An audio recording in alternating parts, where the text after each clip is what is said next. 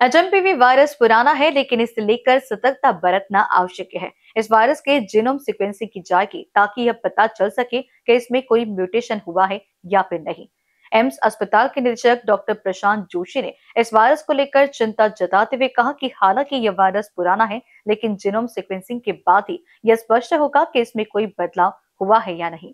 उन्होंने बताया कि इस वायरस से डरने की कोई बात नहीं है, लेकिन कमजोर इम्यूनिटी वाले लोगों जैसे बच्चों और 65 वर्ष के ऊपर के लोगों को सावधानी बरतनी चाहिए।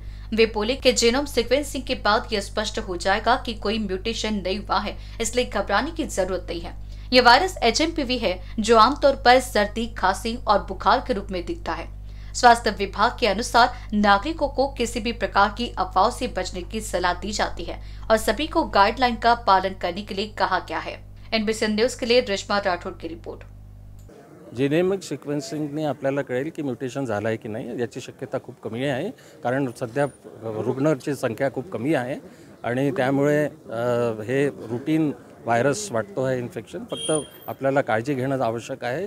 चायनामध्ये जसं केसेस वाढले आहेत त्याच्यामुळे आपल्याला इथे ते वाढू द्यायचे नाही आहे, त्यामुळे आपल्याला ती काळजी घेणं आवश्यक आहे। सर कधीपर्यंत रिपोर्ट येईल? सॅम्पल रिपोर्ट अजून 3-4 दिवस लागतील। ज्या पद्धतीने म्युटेशन्स होत असतात या व्हायरसमध्ये कशा पद्धतीने म्युटेशन तपासले जाणार आहे आणि नागपुरात काय तपासणी होणार आहे ना पुण्यात? हे जे आहे व्हायरस आरएनए व्हायरस आहे, त्याच्यामुळे म्युटेशन्स होतात या व्हायरसमध्ये आणि त्याच्यामध्ये कसं आहे की जसं कोविड पण आरएनए व्हायरस होता, त्याच्यामध्ये म्युटेशन्स होतात आणि आता सध्या तरी भारतामध्ये केसेस काही वाढलेले नाही आहेत आणि केसेस वाढलेले नसल्यामुळे त्याच्यामुळे इथे सध्या असं परिस्थिती की हे म्युटेटेड व्हायरस आहे असं अजिबात नाही, त्यामुळे अजिबात घाबरायची आवश्यकता नाही आहे। सर्वांनी सध्या काळजी घेणं जरुरी आहे, पण सध्या काळजीचं अजिबात कारण नाही आहे। मध्ये बदल झाला म्हणजे म्युटेशन झालं की नाही याच माहितीसाठी केवळ जीनोम सिक्वेन्स एचएमपीवी आहे। एचएमपीवी आहे, एचएमपीवी होता पहिले पण 2001 पासून होऊन राहिलं।